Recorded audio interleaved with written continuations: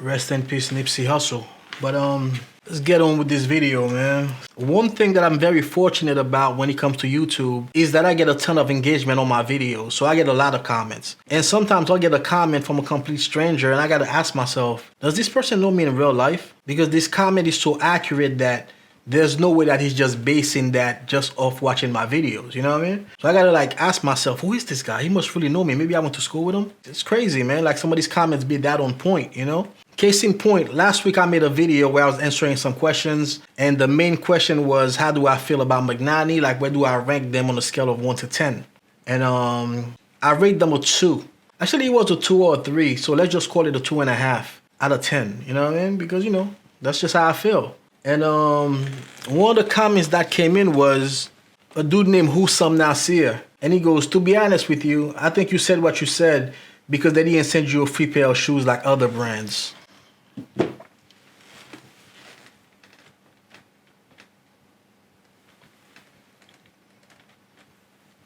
Yeah, this is not one of those accurate comments that I was talking about. Intro.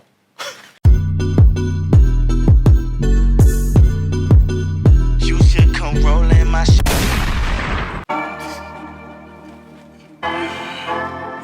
YouTube is a trip, bro. Yo, what up? My name is Vladimir Richer from ChaseandRouter.com. In this video, we're going to talk about 3 things that can hold you back from looking your best.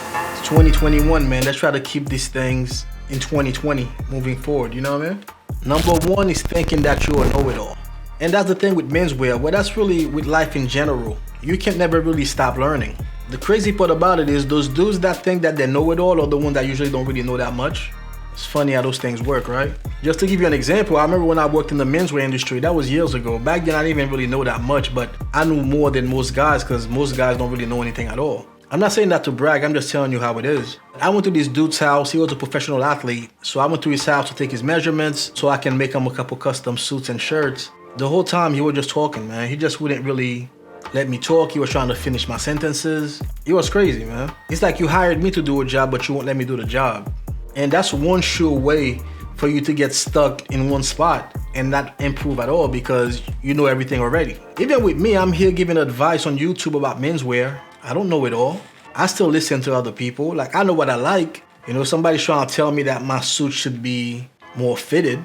I'm probably not gonna do that because I know how a suit is supposed to fit, but I still listen, you know what I mean? I still listen to other people's point of views.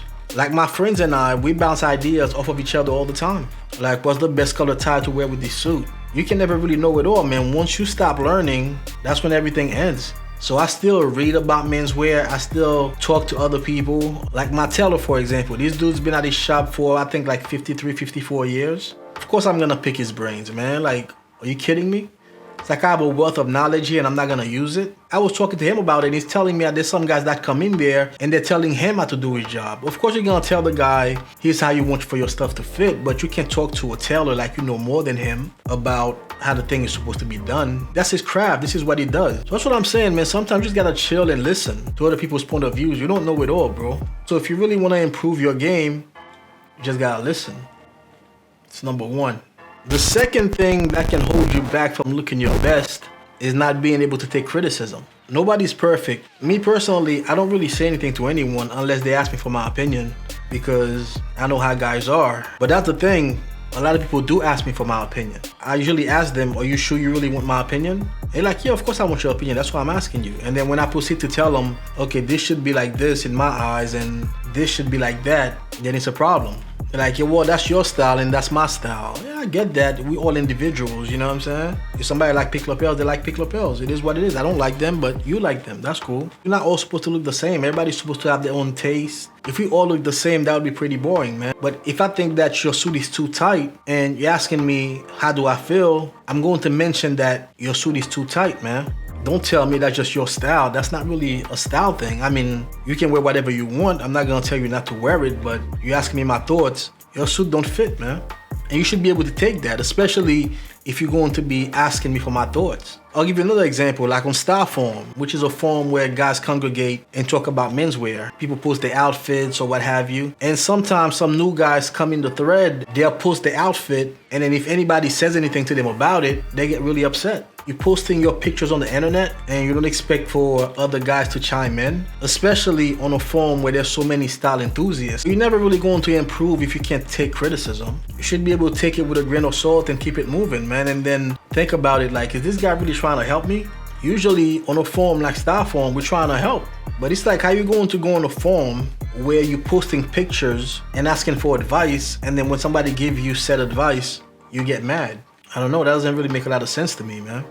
But that's what I'm saying, man. A lot of guys, they ask for advice, but they don't really want any advice. Unless the advice matches with their thought already. You know what I mean? They just want you to reinforce the way that they already think. If it's different than the way they think, then they don't want to hear it, man. You know what I mean? That's one way to stop you from improving, man. The third thing that can stop you from looking your best is using compliments as a barometer of good style. And this is one thing that I see a lot, especially nowadays, man. In social media, it's all about posting your pictures and getting likes and comments. A lot of guys think that the number of likes and comments equate to, I must really be doing this. Nah, man. See, here's the thing with compliments, right? Everybody wants compliments because it makes you feel good. So I'm not telling you to just dismiss compliments altogether, but you shouldn't be using them as a measurement of success, man. And here's why. Well, a couple reasons. The first one is not that many guys really dress up anymore. So when someone sees you dressed up, automatically that's going to attract compliments. The second thing is the people that are paying you the compliments, although they mean well, they don't really know that much anyway, for the most part. Like, think about it, man. It depends on who the compliment is coming from. Like, if my mom gives me a compliment, well, that's a bad example because my mom actually knows. My dad was a really sharp dude. My mom has always been into fashion, so that's a bad example. But let's say my aunt gives me a compliment. I appreciate it because, once again, everybody likes to hear a good compliment. But I don't take that like this suit must really be nice. I'm just wearing a suit. If I get a lot of compliments about one thing that I'm wearing, it makes me want to rethink that. Like, why is this piece getting so many compliments? It's kind of weird, man. I mean, that's just how I feel about things. Like, when I get dressed up, I don't really like to hear the same compliment about that one piece. I like to get compliments about my whole ensemble. I don't want one thing to stick out more than anything else. If I keep getting compliments on just one thing, it's telling me that everything is not really cohesive. It doesn't flow. That's how I look at it. Well, there are exceptions, of course. Like, there's one piece of clothing that every time I put it on, it always gets more comments than everything else. And that's the Ross polo coat from Spear & McKay. It's crazy, man. Like, for example, I'm in property management, right? So people come to my building to tour the property. So they make an appointment, they come in, they sit at my desk, we talk for a couple minutes, and then I'm like, all right, let me go in the back and grab my coat. I'll meet you in the lobby. I go in the back, I grab my coat, I walk out to meet them in the lobby, and this is the reaction. Wow, what a beautiful coat. Happens every single time. Well, 9 out of 10 times it happens. And that's one piece of clothing that I'm like, you know what? This coat is definitely going to get a lot more comments than everything else in my wardrobe. And I'm cool with that. You know, number one, the coat is a big presence. It pretty much covers everything. And number two, man, just a really special coat. But for the most part, the best compliment that somebody can pay me is that you look really nice. I just can't really pinpoint exactly what it is about you that makes you look so nice. I've mentioned that on my channel before. Like, I really think that's the best compliment that somebody can pay you. They just can't really put their finger on exactly what it is. That means everything just flows, man. Everything is just perfect. Nothing is fighting with each other. But if it's one thing that keep getting the same compliment over and over and over again, like, nice tie, nice tie, nice tie, I'm gonna rethink that tie. Why is that tie getting so many compliments? Like, is it too much? What is it? You know what I mean? And I know that's not normal. I don't know many guys that think like that. That's just how I think. But one thing that's for sure, getting a ton of compliments, especially these days, it's not a sign that you're doing it right, man. I'd say it depends on who the compliment is coming from, though. So, for example, if you post on Style Forum, which is a forum of style enthusiasts, as I was saying before, and you get like 50 likes on your picture and everybody's like, yo, you're really doing it, then of course you can take that as a sign that you're really doing something, because we all on there as style enthusiasts, so we have a different set of eyes when we're looking at what you're wearing. Most people that are paying you these compliments, man, they don't really know what to look for. Not to keep killing Magnani, but when I rated them with 2 out of 10, they're still better than 99% of shoes that you see guys wearing every day. That's just the truth. So you can't really take a compliment like your Magnani's looking nice to mean that Magnani shoes are really nice shoes. The person that's paying you the compliment, they're measuring Magnanis against shoes that cost like $50 at Sears, man. So of course your Magnanis look better than that. 1,000,000 times better than those. It's not like the person that's paying you the compliment can tell the difference between Magnani and, let's say, Carmina, or Magnani and Sons of Henry. They can't. That's why you can't really use compliment as a barometer. I'm not saying that you should completely dismiss them, but you definitely shouldn't be thinking that's the measure right there. I'm really doing it because I got so many compliments on what I'm wearing. Unless, of course, it's coming from someone that knows what they're talking about. So one thing I'm not saying to dismiss compliments. We all love to hear compliments. We all love to hear that we're doing something right. But don't put too much stock into that. That's all I'm saying, man. So if you're trying to improve your style in 2021, stop thinking that you will know it all. Learn how to take criticism. And lastly, stop using compliments as a sign that you're really out here destroying things. You're not. All right? So today I'm wearing my Spier & Mackay medium gray flannel suit. This is from their 2019 fall and winter collection.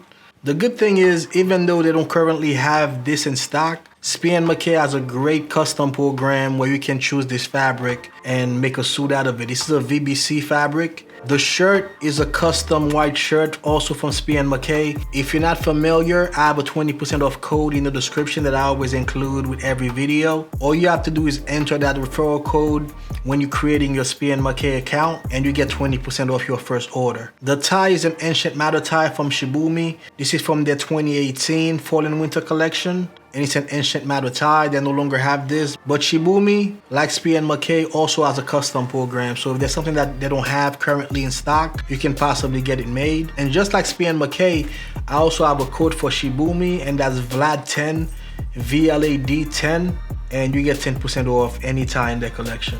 The pocket square is from Olaf 1982. Unfortunately, Olaf stores closed, but Drake's carry some very similar pocket squares. The lapel pin is from Dapper Woodworks. Very subtle, but very stylish at the same time. I'll include a link in the description.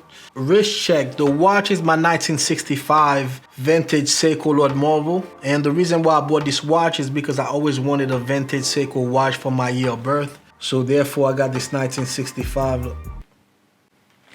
You don't really think that I was born in 1965, do you? Must be this gray beard, man. I'm old, but I'm not that old.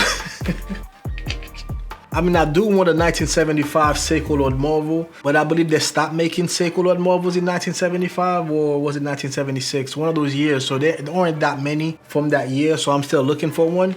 But this particular configuration was too good to pass up. So this is my favorite watch. Once again, this is my 1965 Seiko Lord Marvel. And the shoes, which you can't see right now, but I'm wearing my Y by Yale-style Chelmsford Museum Oxfords. I did do an unboxing of those shoes sometime last year. If you haven't seen it, I'll link it somewhere up here. I'll also include it in the description. So that was my video on the top 3 things that can stop you from looking your best in 2021. Hit the thumbs up if you like this video. Subscribe, or everybody gonna think that you're a hater. And I'll catch you in the next video. Peace.